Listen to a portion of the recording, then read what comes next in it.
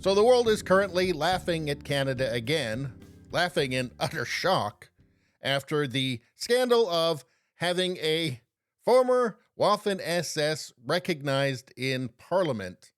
And if the Liberal Party of Canada is trying to kill satire, they're well on their way, because you can't make this up. And this is interesting because it gives you a glimpse into the dark heart of the Liberal Party in Canada right now. What really makes them tick?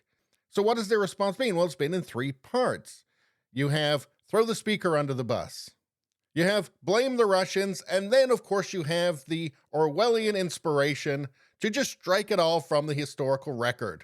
So first, the Speaker of the House, Anthony Rota, has resigned. He's taken all of the blame onto himself. And he said that absolutely nobody knew that he was springing this on him. And I guess you can believe that if you want. To me, it seems unfathomable that during a Zelensky visit, the Prime Minister's office would have absolutely no idea about this special guest from the Speaker. I mean, if that's the case, that's a level of incompetency that maybe it sets a new standard. And that's not an easy thing to do these days. Let's hear what Trudeau had to say. Obviously, it's extremely upsetting that this happened. The speaker has acknowledged his mistake and has apologized. But this is something that is deeply embarrassing to the Parliament of Canada and, by extension, to all Canadians. I think particularly of Jewish MPs and all members of the Jewish community across the country who are commemorating Yom Kippur today. I think it's going to be really important that all of us push back against Russian propaganda, Russian disinformation, and continue our steadfast and unequivocal support for Ukraine. So there you go, Speaker mercilessly thrown under the bus, and then he moves straight on to number 2, Russian misinformation. Yeah, he wants to change the subject to that real quick. Of course, it makes no sense, and really, it's not even supposed to. It's just simply supposed to tell people what side they're supposed to be on. They're supposed to be on his side, and he's against Russia. And look, hey, I don't support Russia. I don't think they should be invading other people's countries. But I know that if there's one thing they're not responsible for, it was having a Waffen SS recognized in Canadian Parliament. And aside from just trying to shame people into forgetting about all of this, I guess he's trying to say don't believe Russian propaganda about there being Nazi elements in Ukraine, which doesn't really work after you have an actual Ukrainian Nazi in Parliament. And I have to imagine there was probably a list of things that they went through to decide which would be the best thing to blame before they got to Russian propaganda. Number 1, well, what's Justin's go-to? Nazis. In fact, he was probably about 10 seconds away from actually blaming Nazis until somebody said, maybe ixnay on the more Nazi thing right now. And Justin Trudeau said, but that's what I always do. And they said, maybe not this time. Number 2. Well, how about parents protesting gender ideology in school? They're bad, right? But I guess that's not really working out for him so well in the polls. Maybe let's go to number 3.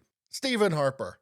Apparently, according to Trudeau, he's responsible for all of Canada's ills, all the things that Canadians have suffered. Under him, apparently Stephen Harper's fault. But it seems like the more people think about Stephen Harper, the more they realize how terrible Justin Trudeau is, even if they didn't like Harper. So that's gone. How about number 4? I'm willing to bet that Jagmeet Singh texted him and said, just blame the billionaires. Number 5, patriarchy/white privilege. I mean, he's used that enough, but I have to think that maybe sometimes Trudeau does remember that he's white. 6, not enough drag queen story hours. Again, just take a look at the polls. 7 was probably a pretty good contender. Not enough diversity in Robin Hood adaptations. And that'd be great, except, well, they already fixed it. 8, Freedom Convoy? Freedom Convoy, anybody? 9, anti-maskers? Anti-maskers? We're not getting desperate, are we? And then they settled on the last one, 10, Russian disinformation. And then every employee at the CBC held each other and wept. And of course, that then brings us to just erase it from history.